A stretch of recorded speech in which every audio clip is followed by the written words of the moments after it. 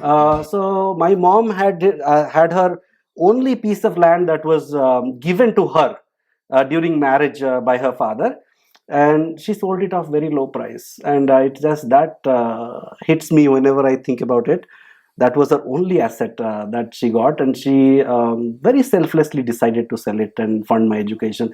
I could only afford Odia Medium School, the government schools where the fees are very, very low. We call it the CHSC board. CHSC board and all those CHSC things. board, So correct. what happens there is that throughout my schooling from first to 10th standard, I paid somewhere between 3 rupees to 6 rupees as a fees, where I used to get a samosa or a bonda, as a snack, afternoon snack. So it was that cheap.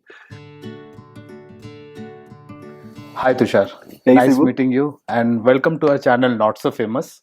I hope you know about this channel, right? What we do and why we do. This is more about inspiring people, so that they can look up to these inspirations in life and come out of what their frame of mind wherein they think they can't achieve, but we want to share them stories which is achievable that they can relate to. And we wanted you to be in our channel. The privilege is ours, to be honest. And for our audience, so Tushar is a director engineering in Google, and he has been in Google for quite some time, and he has a very humble background, as I say. He is from the town of Odisha, town of Cuttack in Odisha, and from there, how he carved out his path to come into Google and all struggles that he had in life. We are going to talk about it, and we feel that your story will be really inspiring for our audience. So I wanted audience to know about you. So this time we have changed it a bit. The Okay. reason why we did that is we had a lot of feedback from our audience telling that, it kind of gets serious. So we wanted to break it down a bit. So Absolutely. we have a rapid fire for you. Okay. So Bring it on. I hope it's okay for you to go through that rapid fire. So Uh-huh. Tushar, if I have to say, like, you have to choose only one of these two things that I offer you, Mhm. right? A bike, Triumph bike, or a car? Absolutely a bike, because bike is something that gives me that adrenaline rush and happiness, which car is for me is like more luxury comfort, A to B. You cruise with family, but this bike is something very personal, engaging. So Got it. I definitely love the bike. Though a fun fact that I bought 13 cars in 20 years of my career, and I never invest in big brands, Man, but I keep changing. that every is my 2 years, total work exactly. experience. But That I is had, but I had bunch of bikes throughout. So I started with an LML Vespa. It's a scooter, Yeah, and yeah. then I used to have an RX 100 in my engineering college, a legendary Lovely cult bike. Yeah. Over the period of time, I had Triumph Street Triple. I'm very much indulged in Triumph family. So now also I have a Triumph Street Triple RS. Probably I'll be upgrading to an adventure motorbike maybe Awesome. in the coming months. I'll show you that Triumph. Exactly. So the next question: would you go on a trek in Uttarakhand or to a beach party in Goa? Actually, I'm both, right? So if you see that I'm very fitness oriented, so I could go both. It depends on the company whom I want to go with, right? So if you have a fitness colleagues, that we want to go together, let's go have it done. But I'm also going to spoil myself on a beach party if we have some people who are willing to come with me. But please, what happens there stays there. It's not coming out. Exactly. Okay. So would you love to spend time in the gym or maybe spend time cycling around? Yeah, I'm not a sports person, so I did a lot of sports, like ad hoc sports, with mandatory sports in schools, but really not a sports person. So I prefer gymming because that allows me doing things at my own time, and it doesn't require a partner to be, accompanying you for those kind of things. So it's a very much a personal thing for me that I could gym at any time. So sometimes I have a home gym. I work out at 12 o'clock at night, 12 to 1 before I sleep, Wow. because that's the schedules are crazy. So I don't have to be dependent on a fixed schedule. Whenever you get something, you can hit on that time. Awesome. Yeah. So this question is quite close to my heart as well. Mhm. Would you want to be a VP at a very big org, or would want to start up your own company as a co-founder? Honestly, I migrated from US during 2020 peak COVID time. Had a phenomenal career living in Singapore and Europe and US for 16 years. It was a hard call for me to make. But up until I was in US, it intrigued me to be a very big exec leader, to be a VP, and continue my life mission, maybe retire early.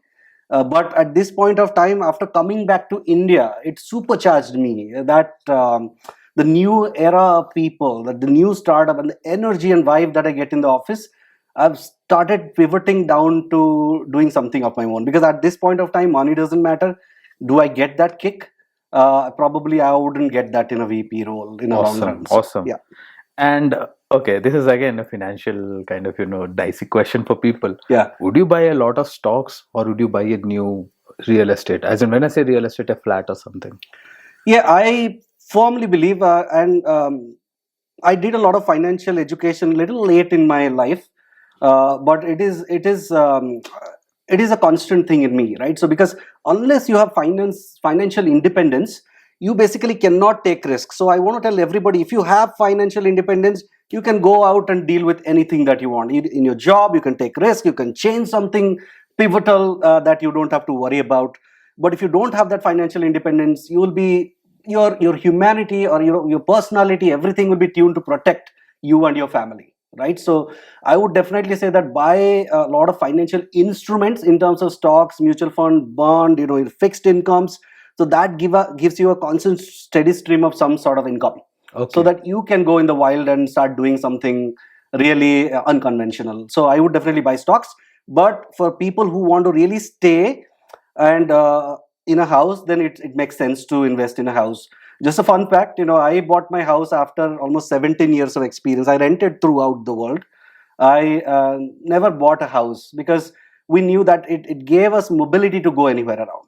Otherwise, I would be stuck to a place, stuck to a job, commute issues. No, I wanted to be, break free, taking those risks and going anywhere I want. Awesome. Yeah. So this is one such learning, right? When you talk to audience, right? Many a times there are people who have very hard line that you should buy a house or you should invest in stocks only. But this is a very different perspective, right? Like what state you are in, you should invest that. Very good answer, and thanks a lot for that.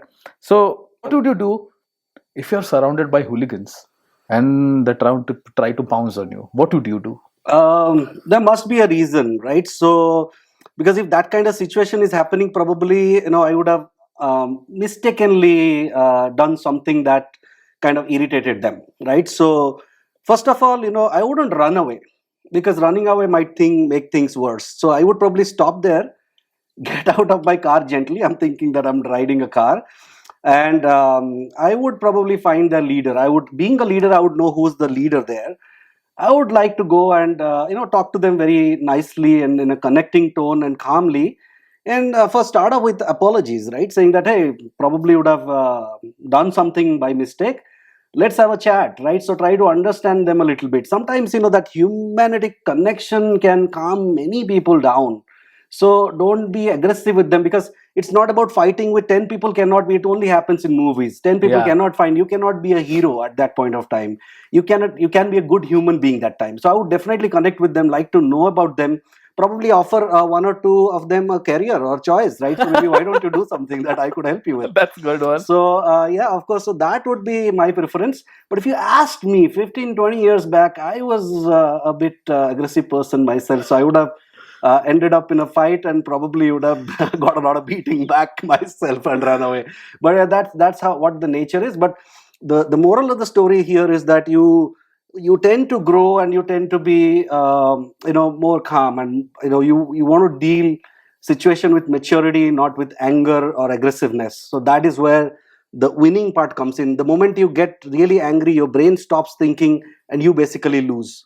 So This is where I've learned that staying calm helps quite a lot. So I'll tell you why we asked this question. This is actually, we read it somewhere in a magazine that you ask this rapid fire question, you are able to, gauge on the kind of person is. Now, when we see to your answers, you like adrenaline rush, you were aggressive earlier and you have become a calm person right now.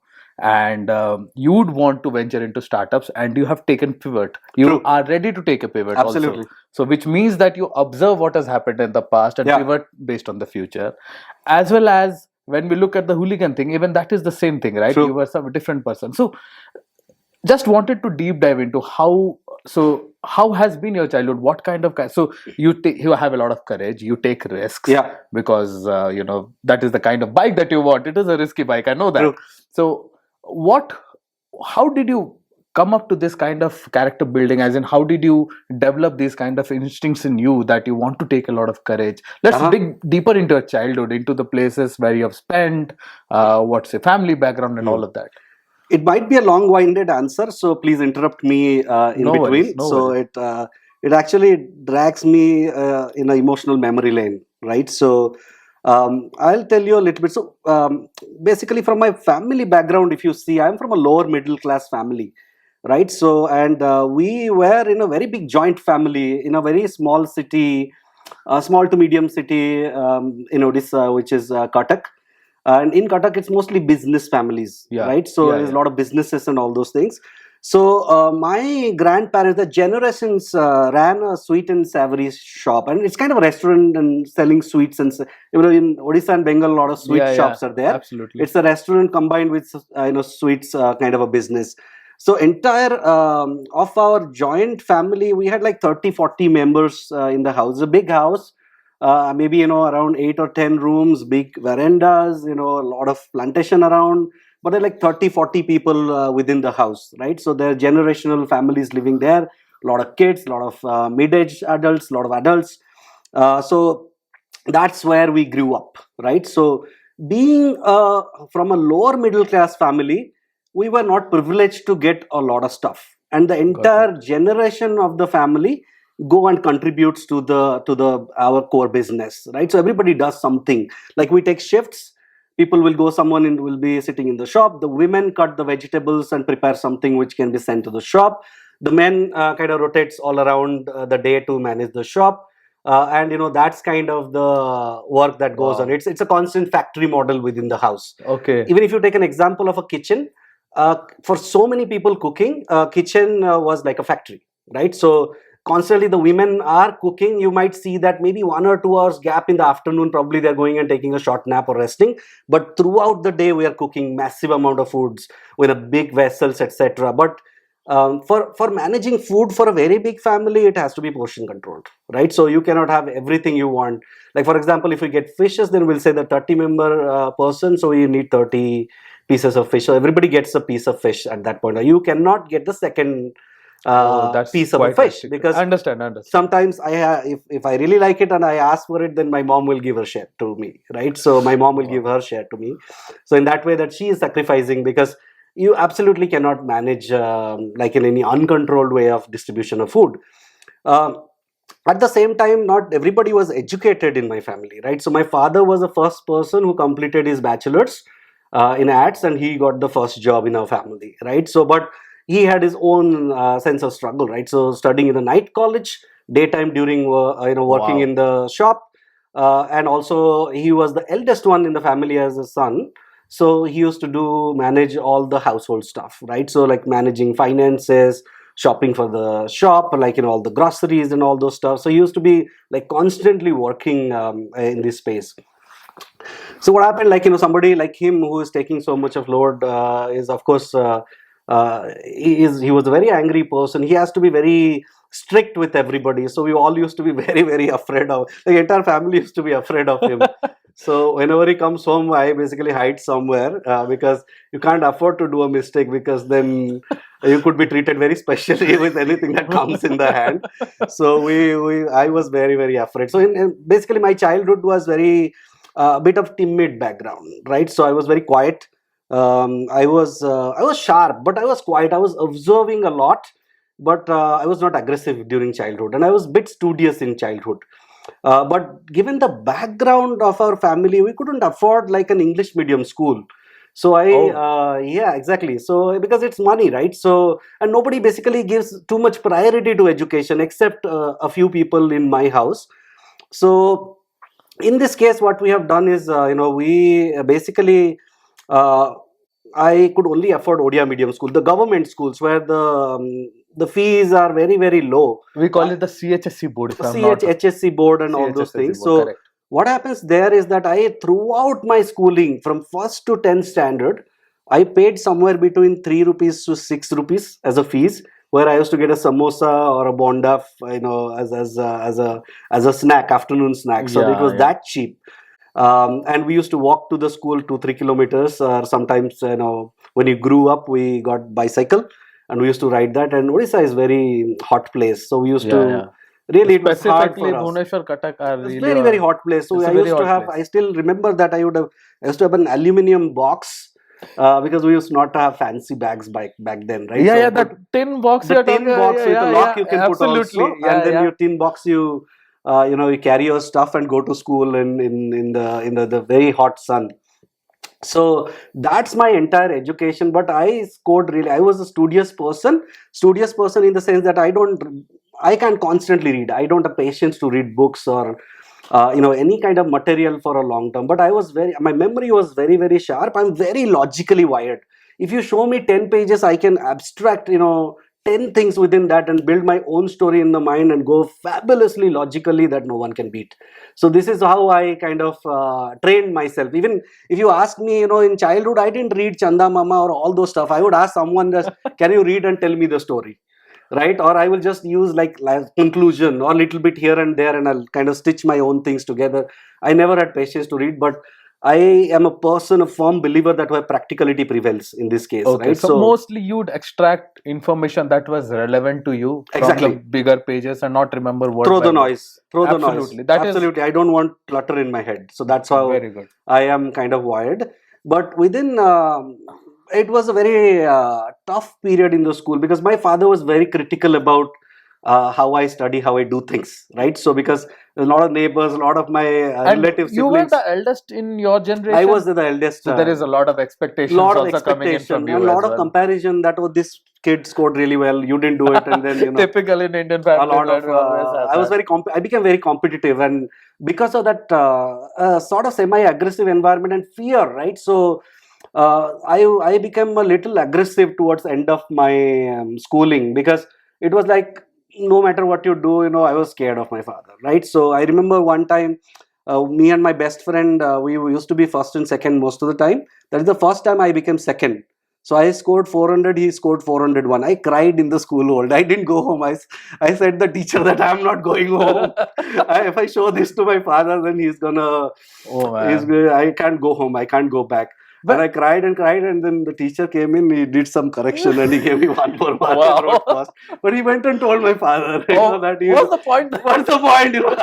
Anyways, I got whatever I got, but that's how I was becoming a little more aggressive, saying that no, I have to do something in this life. I can't face my father. I have to do something and get out. I can't be in this environment.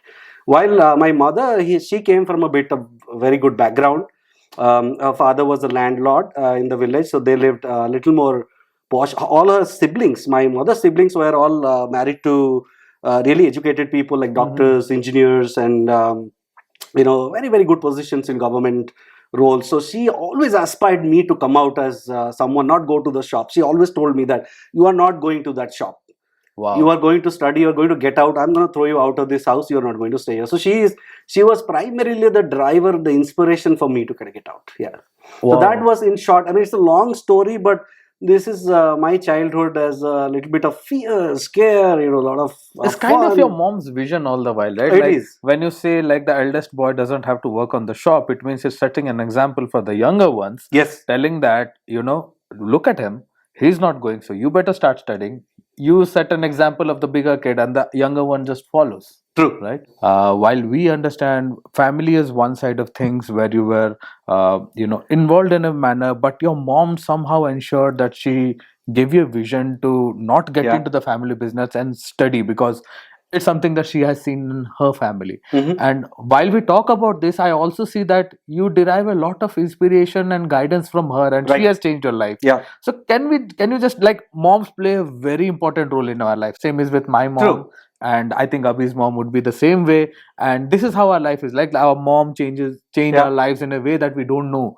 So how has she, impacted your life all throughout? My mom is the closest person with me, and she has been the greatest inspiration for me. So, but this question is going to bring some dark past of mine. So, at viewers' discretion, exactly.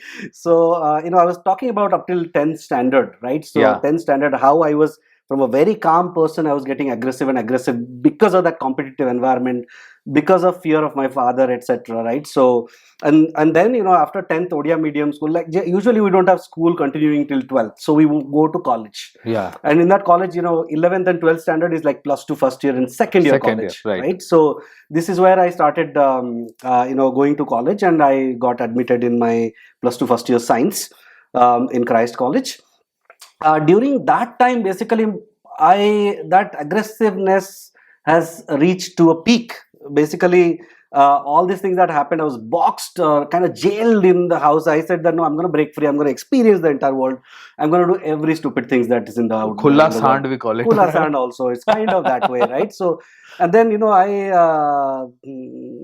don't know either way should be happy or shamefully say that I became very very aggressive during the college time, right? So I had lot of friends that you shouldn't have that kind of friends, going around late nights, drinking, smoking, everything, that I started doing it, and got into a lot of petty fights. So I was like a Kabir Singh of the college, right? So going around and having those group of people. So did you have a bullet or a RX-100? No, that time I used to. I got an RX-100 later. I'm gonna bring back to that story, but that's where I got an. That's LML why I asked that Vespa. question. Imagining you on that bike with that same kind of attitude. So I got an LML Vespa that time I used to ride.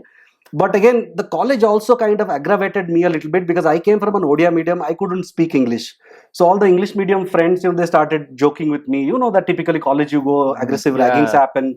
Local colleges have a lot of goons and influence there, right? So you got to deal with them because they interfere in elections, etc. So I got dragged into all of this mess, right? So, and I was one of them, right? So, and that was something that I regret. That is something that I also cherish, because that made me a very very courageous person that time. I didn't fear my life. I didn't fear anything.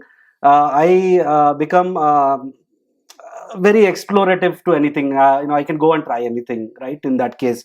So during that time, during college, it was more or less studies and a lot of all these stupid things here around, and enjoying life, mingling with friends that I shouldn't be mingling with, and that kind of spoiled my career a bit. Okay. During that period of time, because lesser studies and all, I was overconfident because of my school education that I'm invincible. Whatever I will do, I'll grasp and I will do well.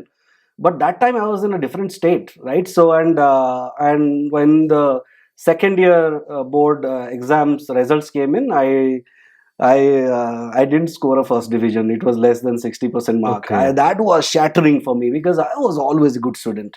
That I couldn't believe myself, and I knew that I couldn't go into science because I had less than 60% mark. You know how Absolutely. competitive in Indian education is, right? And I couldn't do an engineering or whatever it is, and what, I would show my face to my family, especially my mother, that point of time. So that's why my mother's role became very very important that point of time. And I knew the whole day after getting the mark sheet, I didn't come home.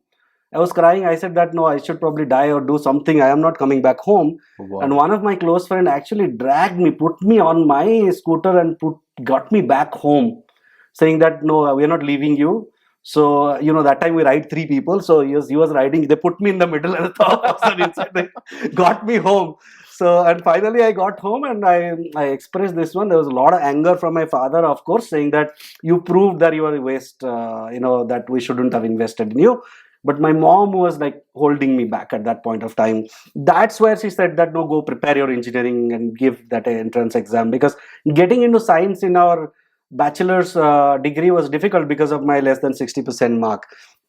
But thankfully I gained, and I prepared a little bit, and I got an engineering degree score. It was not good enough to go REC or IIT.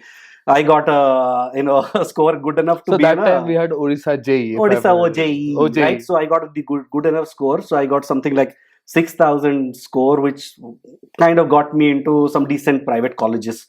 But my mom said that no, I got a better private college near my home. My mom said that you are not studying here because this environment is already spoiled. That environment is going to follow you wherever you are. You are going somewhere very far. They pushed me the far end of Odisha, which is like a 12-13 hours of bus journey to be there. And she said that you're going and staying in their hostel and all those things. But there was a big drama. My father didn't want to invest in engineering despite of getting a degree or getting a rank. in this case, my mom, she said, it's a lot of money, 1.5 lakh, 2 lakhs we have to spend on engineering. I wouldn't look at this guy, we cannot waste our money. And that time my mom said that, no matter what, I am putting the money. He has got a rank. Maybe next time he's not going to get a rank if he's staying in this environment. She was very, very firm. Wow. But how do we get the money? So my mom had her only piece of land that was given to her during marriage by her father, and she sold it off very low price. And it just that hits me whenever I think about it. That was her only asset that she got, and she very selflessly decided to sell it and fund my education. That fetched somewhere around 90,000 to 1 lakh. Under that amount, sold it to his brother. But right now that property is in crores, right? So it was a huge property, but she didn't think once to invest that money. So her idea was that no, it's a once in a lifetime opportunity. This might change me. This might change generations also. My brother and sisters who are looking upon me, I was the eldest one, that could do something different. So that's how my funding happened to go into engineering. Wow. Her trust, her promise, that led me to an engineering college admission. This is quite amazing, right? As in moms, they just break all barriers to get their son to the places that they want to, and that might have played a very, very big impression in your life, because it's obvious, right? Because you had a dream. True. She knew that this environment is not good for you. She sent you 13 hours back away from her, which is difficult. Like, we know how like in India we are very close to our parents. True. Going away from her for 13 hours, staying there for months together, and it's a difficult decision to take. So she has impacted your life quite a bit. Quite a bit. Quite As a in, bit. Yeah. you must be very, very close to her then. I am very, very close to her, and this is where we can talk about the engineering part. But it was difficult for me to leave home and go there. But I saw the sense of promise, and I kind of that time some changes happened. That time I understood that whatever I was doing was going to take me to a rough phase, right? So this is not actually, you can be with hooligans, you can not be with spoiled brats, you cannot be drinking and smoking around and spoil. These are all short term. If I don't take control of my life, then it's gonna be a very, very big waste. But I had enough courage to go stay in a different place, lead my life, and maybe try to regain what I have lost that time. Awesome, So that's awesome. where my engineering journey started. By the way, I got an engineering seat in electronics and instrumentation engineering. Electronics is a passion. I'm a very practical person. So when I was a kid, I was getting breadboards and soldering my capacitor transistors, making small radios, LED projects. I used to make speakers of my own by buying magnet, the frames, the woofers, the cones, and assembling some of these things. So it was my passion to be in the electronics field, and I got an admission. So I happily took that. Awesome. So yeah. right now, so guys, now you see what Tushar is made of, what brought him here, and how he has traversed through his career, the inspirations that he drew from his career, how courage played a very important role in his life. In episode 2, we are going to discuss engineering, his job, and how he moved different jobs and how he landed in Google. That's quite a journey. I want you to listen to the second episode as well. The reason being, this is an inspiration for people who think that Google is only for software engineers. You will get to know a lot of things about Tushar which even we did not know, and when we talk about that, it's going to change your mind and also give you an insight about what life can bring you if you just hold on to your horses, that is courage, and take risks. So subscribe to our channel. Second episode is coming soon. Thanks, Tushar. We'll see you in the second episode. Absolutely. Looking forward. Thank you, everyone.